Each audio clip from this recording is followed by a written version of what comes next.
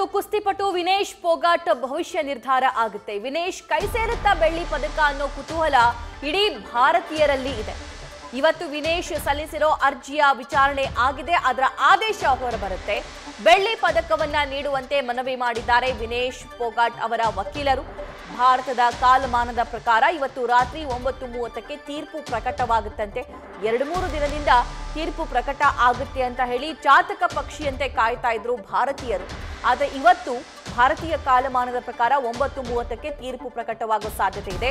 Court of arbitration for sports ನಿಂದ ತೀರ್ಪು ಪ್ರಕಟ ಆಗುತ್ತೆ. ಈ ಬಗ್ಗೆ ಮತ್ತಷ್ಟು ಲೈವ್ ಡೀಟೇಲ್ಸ್ ನಮ್ಮ ದೆಹಲಿ ಪ್ರತಿನಿಧಿ ಜಗದೀಶ್ ನೀಡ್ತಾರೆ. ಜಗದೀಶ್, ವಿನೇಶ್ ಪೋಗಾಟ್ ಅವರಿಗೆ ಬೆಳ್ಳಿ ಪದಕ ಆದ್ರೂ ಸಿಗಲಿ ಅನ್ನೋದು ಭಾರತೀಯರೆಲ್ಲರ ಕನಸದು.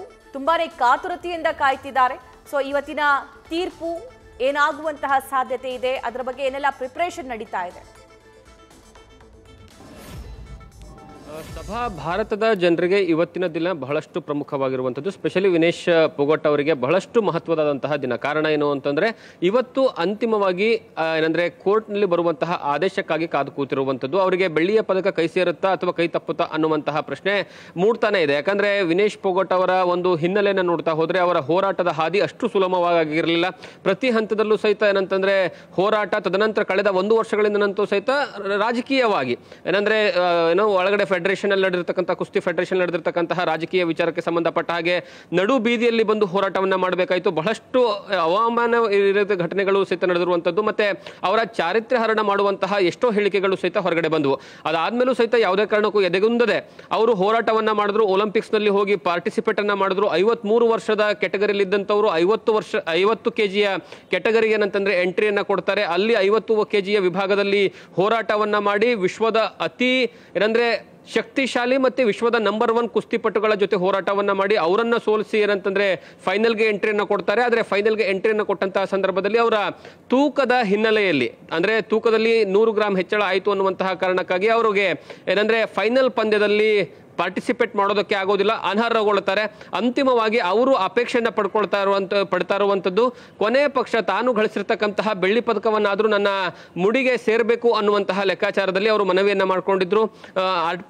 ಆರ್ಬಿಟ್ರೇಷನ್ ಕೋರ್ಟ್ಗೆ, ಸ್ಪೋರ್ಟ್ಸ್ ಆಫ್ ಆರ್ಬಿಟ್ರೇಷನ್ ಕೋರ್ಟ್ಗೆ ಏನಂದ್ರೆ ಮನವಿಯನ್ನ ಮಾಡ್ಕೊಂಡಿದ್ರು. ಅದರಂತೆ ಕಳೆದ ಶುಕ್ರವಾರ ಅದಕ್ಕೆ ಸಂಬಂಧಪಟ್ಟ ಹಾಗೆ ಒಟ್ಟು 3 ಗಂಟೆಗಳ ಕಾಲ ನಿರಂತರವಾಗಿ ವಾದ ಮತ್ತೆ ಪ್ರತಿವಾದ ನಡೆಯುತ್ತೆ.